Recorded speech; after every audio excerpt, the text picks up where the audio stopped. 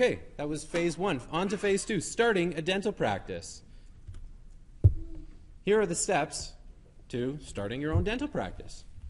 Sign a lease or buy some space, incorporate, get some money, build your practice, and get your contracts in place, and then market. We're going to go through the first 1, 2, 3, 4, 5 things real quick, and then we're going to spend some time on marketing. Okay? So where does hire DMC law fit in there? Incorporate. All right. And also the lease.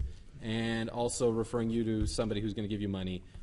And I'm going to put you into build your practice. I'd like to see you with the hammer and the hat. That would be funny. Okay, to lease or not to lease? What do you think? What's better? Owning or buying? Let's see a show of hands for let's lease. Show of hands for let's buy. We've got some definite buyers out there. Okay, and who said it depends? Depends on what? Good, location. Do we want dental practice on the second floor without elevator access, buried in some building in the back with lots of other dentists in between you? And no. Low street visibility? Yeah. No. So have these conversations with your accountant, your banker, George. He'll give you his 2 cents. Incorporate. How many of you guys have seen this? What the heck is that? That's a minute book. That's a corporate minute book. That is a living, breathing, individual person. Okay? We create people for a living. That is one of them. That's a corporation. Why do we incorporate? Tax savings. Why else? Protection. Yeah. What sort of protection? The safe kind. All right. Yeah. Liability protection. Did you guys know that you can use a corporation for protection for almost everything except because you're dentists, it will not protect your personal assets when it comes to things like professional negligence. Okay, that's why you have insurance for. Okay, and you have insurance for everything else. This is a corporate minute book. We create them. We maintain them. It is a separate person, separate from you. It has its own assets, can open up its own bank account, can take out loans, can actually repay the loans faster than you can. Why? Oh, it gets taxed much less. Accountants in the room. Yeah. If you're at the top tax bracket, how much tax are you paying on a dollar? 46 cents. How much does that corporation pay? Wow, you guys are good. Well done. Well done. Oh, man. You got to get money. You got to get bucketfuls and piles of money and drop it off because someone's going to have to pay the fancy lawyers, and the landlord needs a deposit, and Henry Shines and Patterson, Sinclair's, K Dentals, they all need their money, right? If you're wondering where we got that picture from, George's trunk. Yeah, George. Trunk is George's car out in the parking lot. Yeah. By the way, George, can I have my plastic bag back, George? Filled with that money? Okay, now you're going to build it. You're going to use one of the dental suppliers. If you build it, will they come? Wow. It depends. Depends on what? Marketing. Oh, who said that? Who said marketing? Well done. Got the hair again. Nice. Just jealous, my friend. Just jealous. Now your next part is you're going to put staff and associates on contracts. Why? I think you should know this right now. Why do you want your associates on contracts? Because they can't do all that stuff. Yes. Protection. And what about your staff? Excellent. Yeah, that can be done. So smart. And finally, to the gentleman with the hair in the back, marketing, right? This is where you thought this part of the presentation was fun. This is where the fun stuff begins, right? We hope. Legal framework. We're not going to talk about the legal framework because guess where you can find all these wonderful articles? What's the name of the website? Dentistlawyers.ca. Well done. Okay, here's the beginning and ending of our marketing presentation. You guys ready? This is it. This is everything. This is all you need to know. Niche it, brand it, and spread it. Okay? And we're going to go through all of these. First question is, why are we even talking about marketing? We're lawyers. What do we know about marketing? David? Oh, I don't. Do I need to know an answer to that? Well, you just have to look up. Doom and gloom question mark. And? No. Essentially, to make a long story short, I don't know how many of you guys have read the recent ODA and actually the last bunch of ODA economic reports that have come out. They paint a very big doom and gloom picture on what the future of dentistry will be in terms of earning potentials Are we already had? Oh, cue the evil music. Dun, dun, dun. But is there a way to avoid the doom and gloom? There's the doom and gloom. Wait, guess where you guys can get a copy of that report from? For free. My God, amazing. The marketing will help solve these problems. So here are the main problems that the report identified for you guys coming out into the practice. And the solution is, here are the types of patients that you want. You want the high dental IQ and the high dental need patient. You see the top right corner? Someone else's patients. You guys are left with everything else. So you're either going to have to steal patients away from other practices or convince the avoiders, procrastinators, and emergency patients to come to your practice, right? How do dentists traditionally market? How do they build their practices? This is it. Does this stuff make sense to everybody? I see some heads nodding. Not nodding off, but nodding. Yeah? Okay? Well, let's go back. Having a strong rapport with patients, okay, it's a given. Having strong clinical skills, let's focus on that. David, what did unhappy patients say online? Did it have anything to do with the clinical skills of the dentist? No, generally when people, if you look online for reviews of dentists, it all has to do with the experience they're getting at the dental office. For example, the office smells like impression material.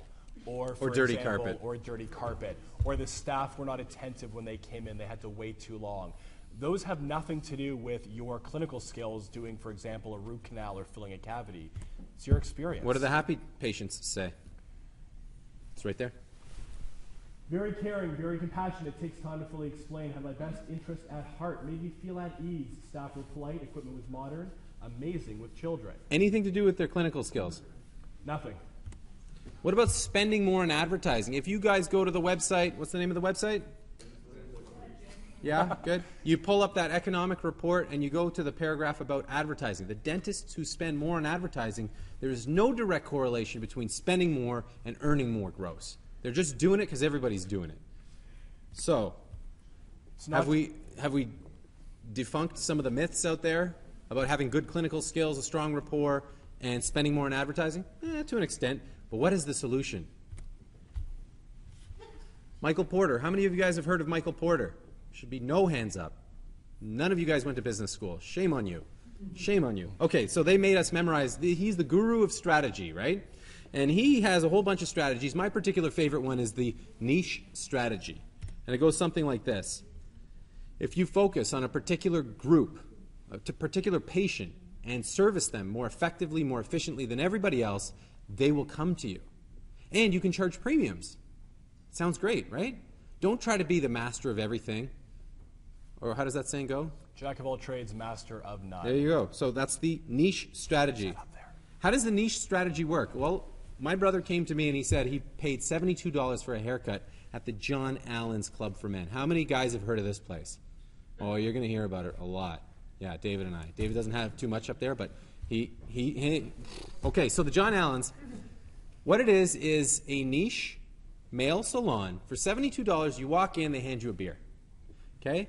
Then you're going to go sit down, and these beautiful, bodacious babes are going to come up. They're going to start giving you a massage, pedicure, manicure, hot towel, facial. Then you're going to get your hair cut eventually. You can get a hot shave, all for $72. It's pampering for men. Okay? There's a couple of these salons in the U.S., New York, San Francisco, Beverly Hills. One just opened up downtown Toronto at the Bay. Okay? They don't do any advertising. Now, here's an interesting quote from CNN Money. John Allen said, we have guys that I think before John Allen's, they looked at this more as a chore. I got to go get my haircut. Oh, my God. It's like a root canal. I want to take the chore and put it into the man's lifestyle. You have the gym, you have the relationships, you have the business, you have John Allen's. I'm trying to create a new attitude towards this. Make it easier. Make it comfortable. Chore. Root canal, comfortable, easier. Could this in any way be related to dentistry? Most people, historically, have thought of dentistry and dental services as a utility. Cleaning, maintenance, painful. Oh, how much would you pay for a white pair of socks? Nothing. How much would you pay to go to Vegas? As much as it takes. You know you're going to lose money and you still go. Right? Or those rims on your car, which serve very little utilitarian function, but you still want them. They look cool. They improve your lifestyle. And for that, you will pay and be happy for those lifestyle enhancements. We were doing this presentation in Palm Springs a month ago. Somebody in the audience said, I paid $600 for a Louis Vuitton wallet. And it was a guy. And I was like, what? Who does that? But he thought that it improved his lifestyle. I think mine's about $10. How much did you pay for yours? I use a money clip. I was there when you bought that. That was a good purchase. Yeah. It's for the cash I'm going to take from George's car. So, here's what you guys need to go out and do. Change the perception of people so that they stop looking at dentistry as a utilitarian service, maintenance, cleaning, expensive. They don't see the value. They don't appreciate it. But change it to a lifestyle enhancement. David, what's your famous line? First thing they put on. Oh, all right, pop quiz. This is to win one of George's pens. What's the first thing you put on every morning when you wake up? Smile. All right, well there done. You go. Who said smile?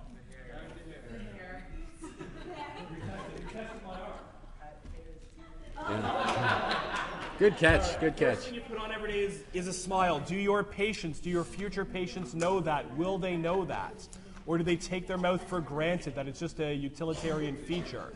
It is a lifestyle enhancer. It's the first thing people see. You are judged on it. You want to have a healthy, pain-free, aesthetically beautiful smile. How much is it worth to you? How much is it worth to get the job that you want with that smile that I'm going to give you? How much is it worth to you to get that significant other? All it takes. It's a lifestyle enhancement. Perfect. Now, we've got the niche idea. We're heading towards branding. A brand is simply... who thinks a brand is a logo? Hands up. Of course it is, Mike. It's a logo. It's a tooth. A brand is, how shall I put this? It is the personification of a product or service.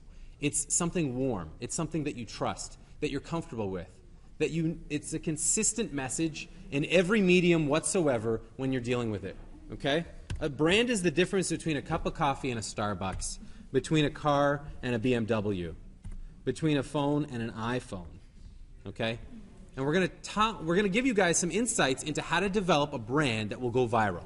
So when you go out there and let's say you start up a practice or you buy one and you're thinking about marketing, don't go wasting money on online marketing or pay for logos or brochures until you understand the strategy. You need a niche, you need to develop your brand, and you need to spread it. Okay?